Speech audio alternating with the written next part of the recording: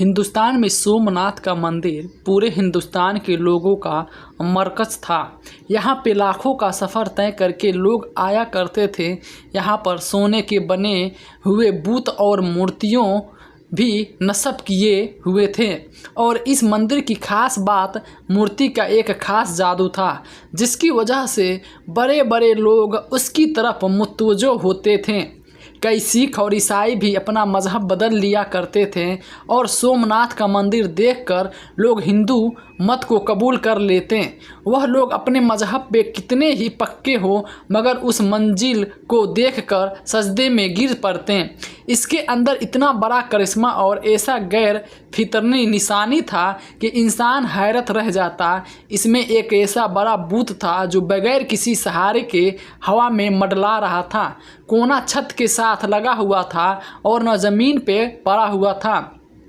एक अजीबोगरीब कैफियत के साथ हवा में लटका रहता था। लोग जब वहाँ पे आते तो उसे देखकर हैरान रह जाते और फिर हिंदू पंडित खूब कमाई किया करते थे कि इस खास बूथ के लिए पैसे दो और हीरे जवाहरात पे इस पे चढ़ाओ, जो तुम्हारी तमाम मुश्किलात हल हो जाएंगे, तुम्हारे मसाइल ख़त्म हो जाएंगे। यह एक बहुत बड़ा हैकल बूथ था जिसके पेट बहुत बड़ा था। इसके मुंह के ज़रिए से हीरे जवाहरात इसके पेट में डाले जाते थे।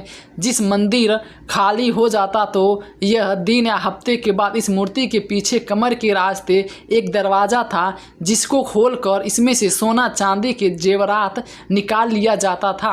मगर लोग यही समझते थे कि हमारे दिए हुए ख़जाने भगवान के पास पहुंच जाते हैं और बदले में भगवान हमारे मसाइल को हल कर देते हैं। सुल्तान महमूद गजनवी ने इस इलाके को फतह किया। जब वो अपने मुफ्त लोहा इलाके में से इस मंदिर में पहुँचे तो बिला झिराग बूतों को पास पास करना शुरू कर दिया। बड़ी कुल्हाड़ी से बूतों को गिराया जा रहा था और सुल्तान महमूद गजनवी की तलवार से बूतों पर वार कर रहे थे। अभी आधा मंदिर ही बूतों के पाक हुआ था कि बकाया को दूसरे दिन पर छोड़ दिया गया। दूसरे दिन तमाम हिंदुस्तान के बड़े बड़े पुजारी और पंडित मिलकर सुल्तान महमूद गजनवी के पास हाजिर हुए और बड़े इत्तेफाक के साथ बड़े लौतोजानक के साथ और दरख्वास्त पेश करते हुए कहा कि इस इलाके पे आप ही कब्जा रखें, मगर हमारे इस बूथ को मत तोड़िए। इसके बदले में हम आपको पूरे हिंदुस्तान की दौलत देंगे। पर आमादा है। सुल्तान महमूद गजनवी का एक वजीर आपके करीब आया और कहने लगा कि यह पेशकश बहुत बड़ी है, क्योंकि हमने बहुत सारे बूतों को तोड़ दिया है। सिर्फ एक बूथ को छोड़ देने में कोई हर्ज नहीं। आप इस पे ज़रूर गौर कीजिए, क्योंकि जो मालो दौलत आपको मिलेगा उसमें हमारे दीन इस्लाम की हुकूमत बहुत आसानी से मुस्तकम्मल हो जाएगी। सुल्तान महमूद गजनवी ने उन हिंदू पंडितों को कोई जवाब न दिया। दूसरे दिन अपने 7 माहिर तबीयत यानी माहिर सन्यासदान अलरूबी को लेकर मंदिर में पहुँचे, क्योंकि आप इस मामला को हल करना चाहते थे। जब आप यहाँ तशरीफ़ लाए गए तो बूथ को चारों तरफ से घूमकर देखा। कोई पतली चीज़ या कोई भारी चीज़ या कोई मामूली सा सहारा भी नज़र न आया जिस पर बूथ को ठहराया गया हो या जिसके ज़रिए से बूथ को हवा में लटकाया गया हो। सुल्तान बहुत हैरान हुए और अलबेरोन को जीने लगाया कि आप इसका मुआवना करें और इसकी वजह ढूंढें कि इस बूथ को हवा में किस तरह ठहराया गया है। अजीब गरीब समा बन चुका था। बहुत सारे वजीर और सुल्तान महमूद गजनवी की वहाँ बैठकर देख रहे थे कि आखिर उनकी वजह क्या हो सकती है। अलरूबी ने पक्के सच्चे मुसलमान थे। उन्होंने बड़े ज़ोरों खौफ से बुत को देखा ना शुरू किया।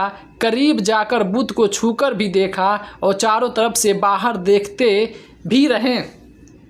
आखिरकार उनकी समझ में यह रास आ गया और वो बड़ी फातिया न मुस्कुरा कर लेकर बादशाह के सामने हाजिर हुए और बड़े ही अदब से अर्ज़ किया, हुजूर, इस बूथ के दाएं जानिब दीवार के ऊपर वाली ईंट अगर निकाल दी जाए तो आपके सामने इसका मामला हल हो जाएगा।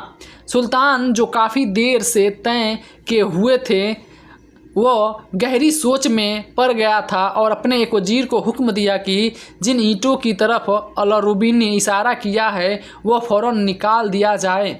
जैसे ही ईंट निकाली तो बुद्ध का राज फांस हो गया, क्योंकि दाएं तरफ वाली दीवार से ईंट निकाली गई तो वो दाईं जानिब से ज़मीन की तरफ झुक गया। अभी वो ज़मीन पे गिरा नहीं था, मगर उसकी एक तरफ बिल्कुल नीचे की तरफ झुक गई। ये चीज़ पहले से भी ज़्यादा हैरान कौन थी? कैटो का बुद्ध से क्या ताल्लुक़ है? सुल्तान ने अल-बरूबी को बुलाकर पूछा कि इस पहेली से ज़रा पर्दा उठाएं और हमें बताइए कि आप हकीकत की गहराई तक कैसे पहुँचे। अल-बरूबी ने बताया कि हुजूर, दारगाह के यह सारा बूत बहुत आला किस्म के लोहे का बना हुआ है।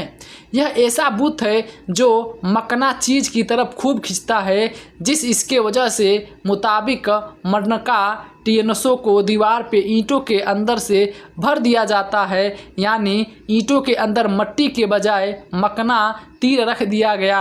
यह मकना टीएसबी इसने आला किस्म के है कि पूरी तरह से मूर्ति को अपने तरफ खींचती रहती है और इतनी ज़ोर से खींचती रहती है कि अपनी जगह से हरकत भी नहीं करते।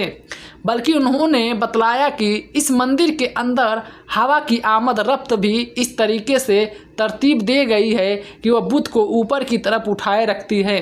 इस तहकीक से मालूम हो गया कि वो कौन सी तकनीक है जिसके ज़रिए झाड़ू दिखाकर हिंदुस्तान के हज़ारों लोगों को गुमराह किया गया है, उनको बातिल की गहराइयों में डाल दिया गया। सुल्तान महमूद गजनबी ने इस बूत को तोड़ देने का हुक्म दिया और बड़े बड़े ताकतवर सिपाही का जिम्मा लगाया कि वो अपनी पूरी कुव्वत के साथ इस बूत को टुकड़े टुकड़े कर दें, हफ्ता के इसका नामो निशान भी ख़त्म हो जाए। मज़ीद ऐसे ही वीडियो देखने के लिए हमारे चैनल को सब्सक्राइब ज़रूर करें।